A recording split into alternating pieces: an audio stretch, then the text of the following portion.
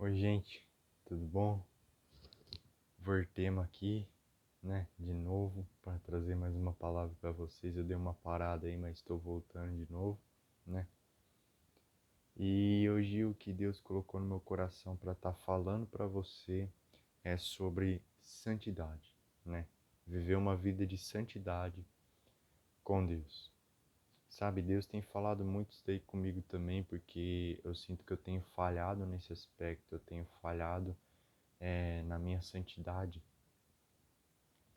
E todo cristão sabe, que a santidade é muito importante. A santidade é o que mantém o fogo aceso, a santidade é o que nos mantém, em comunhão com Deus. Tanto é que a Bíblia diz que sem santidade ninguém verá a Deus, né? Então, eu decidi falar aqui sobre santidade e o nosso progresso, né? Santidade todo dia. O que a santidade faz na nossa vida, né? O meu pastor ele tem falado sobre ser melhor do que eu fui ontem. E a gente tem que fazer isso. Hoje eu tenho que ser melhor do que ontem. E amanhã eu tenho que estar melhor do que hoje, né? É algo assim muito louco, mas sim, a gente tem que ter esse progresso constante, né? E eu queria ler um texto aqui de Efésios 5, começa a partir do versículo 15.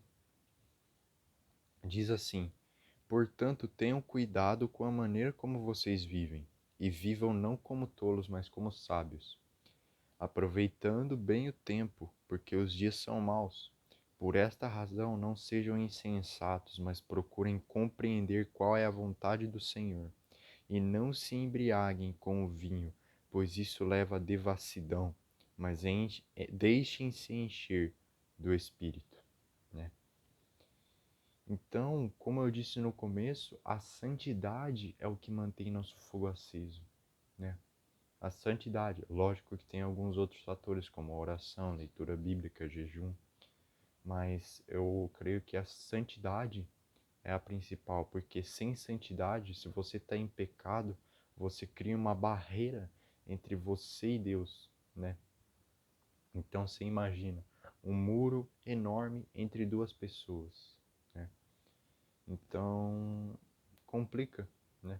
Você não tem toda a liberdade para falar assim com Deus. Lógico, você pode se arrepender, claro, você pode pedir perdão e voltar para Deus.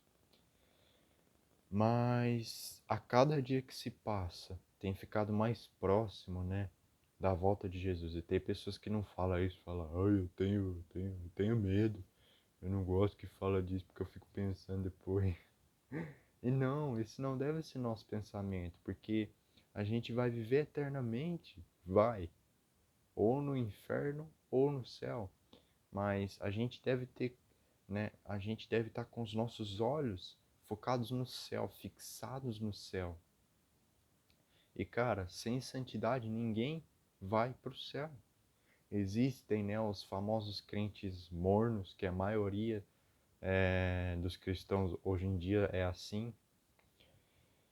E o que eles fazem? Eles vivem uma vida eles se intitulam cristãos, mas vivem uma vida de acordo com a que eles quiserem. Tipo assim, eu sou cristão, mas eu vivo da maneira que eu quero. Se eu quiser fazer tal coisa, eu faço. Se eu quiser fazer outra coisa, eu faço. E dane-se tudo, né? Pessoas que só vão na igreja, pessoas que só frequentam a igreja e não têm, o seu devocional em casa, não tem a leitura bíblica, e se tem, faz por obrigação, né? E Deus tem falado muito isso daí comigo também, porque eu fui um desses caras. Eu fui um crente morno. Eu fui como o fariseu, né? Se é assim que eu posso dizer. Se você ler lá Lucas capítulo 18, se eu não me engano, vai falar sobre isso. A parábola do publicano e do fariseu. E o fariseu se achava o maiorzão, né? O fariseu se achava o gatão lá. E ele falava: Não, obrigado, Deus, por eu não ser pecador, como esse cara aqui, esse publicano. Obrigado, Senhor, por eu dar o dízimo. Na verdade, ele não fala obrigado, ele só fala: Eu dou o dízimo de tudo, eu oro todo dia, eu venho todos os dias na igreja, né? Como se ele não tivesse cumprindo nenhuma obrigação ali, que nem frase de mãe, né?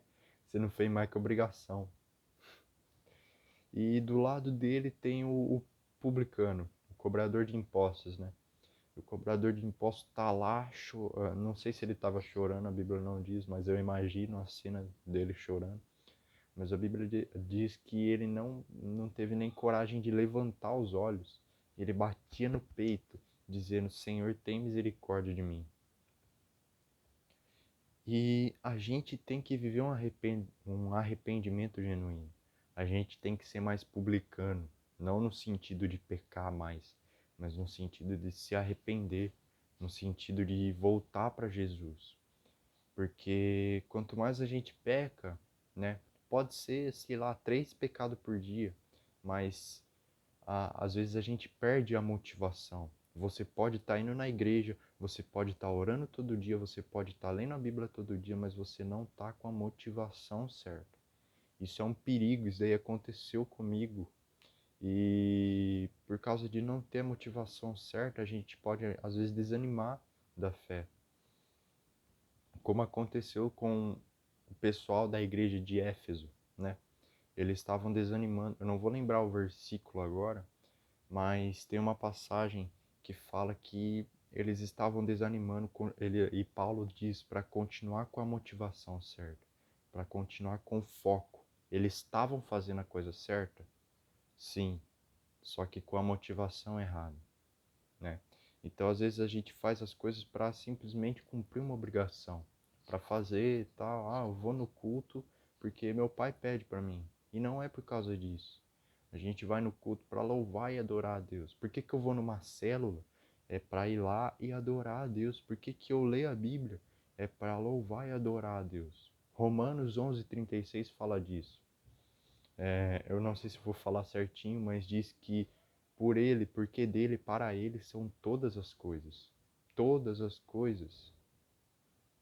Então, a gente tem que viver essa vida de santidade, porque senão a gente vai ficar cego espiritualmente. A gente vai ficar morno espiritualmente.